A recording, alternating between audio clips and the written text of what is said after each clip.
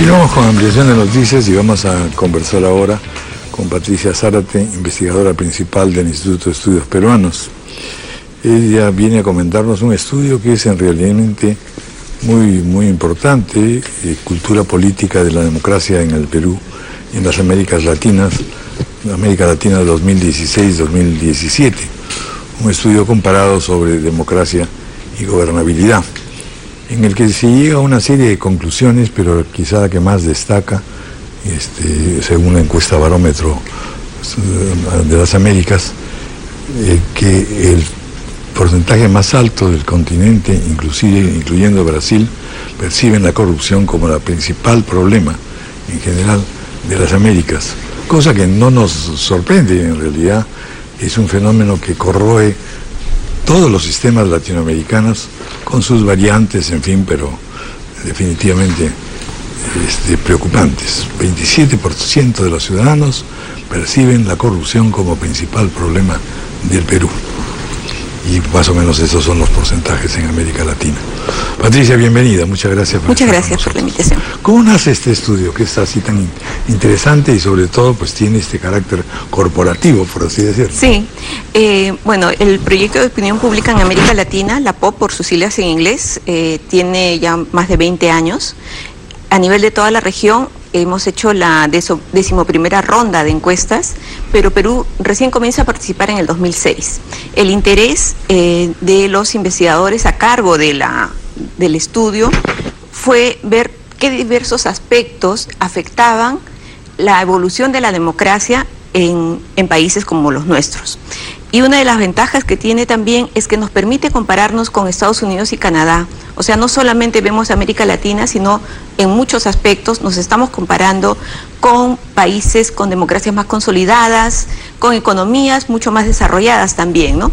Pero es muy interesante ver cómo en algunos tiempos nos separamos de ellos, en otros aspectos Estados Unidos se va pareciendo, por eso también dicen, Estados Unidos se ha ido latinoamericanizando en su política y se ve a través del barómetro, podemos ver toda esa evolución. La ventaja de que nosotros participamos desde 2006 es que ya a 2008 tenemos 6 rondas de encuestas y vemos la evolución de la corrupción, de la política, del apoyo a la democracia formal, del apoyo a los golpes militares, en fin, hay una serie de temas que podemos ver. ¿Cuáles serían los progresos? Porque en realidad que todos constatemos que estamos, por usar un término completamente popular, hasta las cachas, sin duda es un barómetro, pero no es totalmente animoso, digamos. No es alentador. ¿Qué cosa tiene de importante toda esta familiaridad o este crecimiento de semejanzas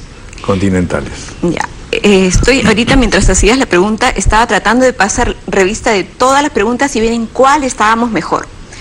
Y el 2014 subimos mejor, pero, a ver, quizá en seguridad no nos mantenemos en unos niveles malos, es cierto, siempre estamos alrededor de un 30% de victimización por delitos y estamos ahorita en la última ronda, estamos por debajo de Venezuela. Pero para los peruanos, en el año 2014, el principal problema era la inseguridad con 47%. Algo ha estado haciendo desde el final del gobierno de Humala y el comienzo de Kuczynski para que ese porcentaje bajara ahora a 30%.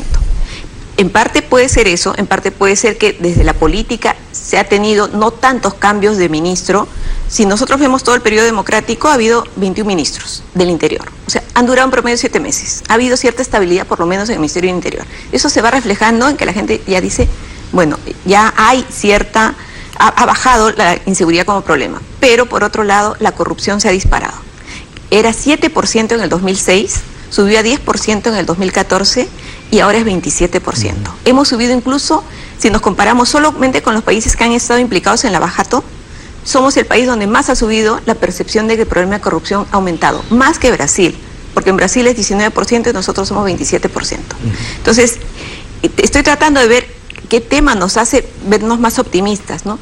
Más bien, yo lo que pienso es que hay que trabajar justo en esos indicadores que afectan mucho más la democracia, es dar algunos signos de que participar en política no es malo, que es justo lo que necesitamos ahora.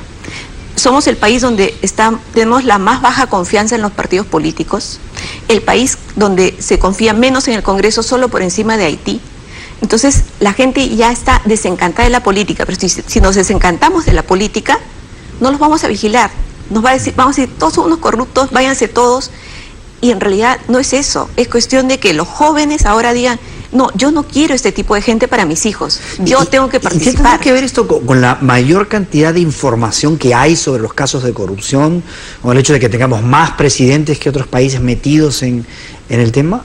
¿Tiene que ver con eso? Digamos que la gente tiene más presente en la cabeza que en el Perú la gente se iba a la cárcel y que... Es más exposición, ¿no? Es más exposición, que eso lo veíamos me acuerdo desde el gobierno de transición de Paniagua, donde incluso se abre mucha información del gobierno, se hace más transparente, hay mucha más percepción de esa corrupción, pero quizá también influye mucho la coyuntura cuando se hacen las preguntas. Esta fue en la coyuntura del niño del año pasado, ¿no? Esa fue esa más o menos en el niño, porque además se pregunta por cambio climático y otros temas, ¿no? Entonces, que también da otras cosas interesantes. Pero es cierto, la gente está expuesta, pero en Brasil también lo estuvo expuesta. Y nosotros lo vemos más. En Brasil fue donde nació todo, digamos. Fue en la misma coyuntura, pero nosotros nos ha afectado más. Siendo esta la preocupación tan latente, ¿por qué no moviliza a la gente la corrupción? En otros países justamente uno ve que los presidentes salen del cargo porque la gente lo saca, o hay manifestaciones enormes. Aquí en el Perú eso no logra movilizar. Esto que ha pasado no movió a nadie. No, moviliza más un partido de fútbol que es... O la figurita del mundial, la gente, claro, más gente en la calle buscando el álbum. Claro, y se agotó la tapa dura y ya todo el mundo lo vendía en redes. Pero es cierto, es que la gente, insisto, no se involucra, la ciudadanía no se involucra. Tú ves, pasa algo en España, un atentado, va 1 millón de personas a una marcha. No, acá no. ¿Y eso acá no se involucra. Pecho fríos para esas cosas. Hay un desencanto de la política. Hay dos cosas. Primero, que se ha asociado la política con ser terrorista. Y eso no es nada cierto. Tú tienes mejor política, vas a enfrentar a grupos extremos. Tú tienes que tener una derecha inteligente, una izquierda inteligente y equilibras las cosas. Hay que tener tolerancia. No todos tenemos que pensar igual. En una dictadura todos pensamos lo mismo. No es así. Tenemos que tolerarnos mutuamente. El concepto de tolerancia política nace de la tolerancia religiosa, ¿no? Cuando se excluía a algunos creyentes que no creían en lo que uno creía. Y se dieron cuenta que para el juego político, para la estabilidad democrática, tú tienes que tolerar que haya gente que piense diferente, pero que no quiera venirte a romper todo el sistema. Es un juego, la política es un juego donde se equilibran las cosas. La gente no lo entiende. La gente piensa que hay mucha corrupción, golpe militar. En lugar de decir, no, hay que involucrarnos, hay que ver cómo participamos, hay que apoyar, hay que elegir bien a nuestros alcaldes, ¿no? Que realmente nos planteen una plataforma para enfrentar los temas de inseguridad. En fin, hay una serie de cosas y la apatía ciudadana es espeluznante en el Perú. Y yo creo que eso tiene mucho que ver.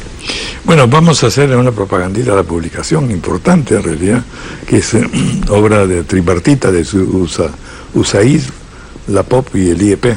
Cuéntenos, por favor, Patricia. Sí, en realidad somos un consorcio de casi 30 instituciones a nivel de toda América.